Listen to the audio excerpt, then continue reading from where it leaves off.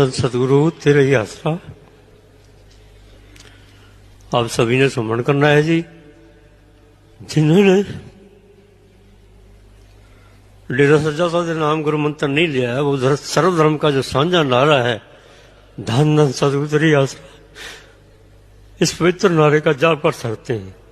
और उससे पहले ये प्रार्थना सभी ने मिलकर बोली।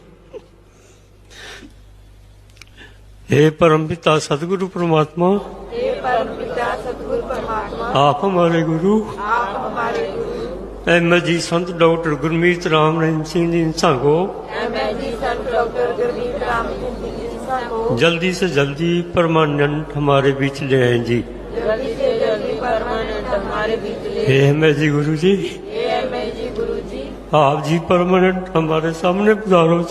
आप जी परमानेंट हमारे सामने पधारो। हम सारी सासंगता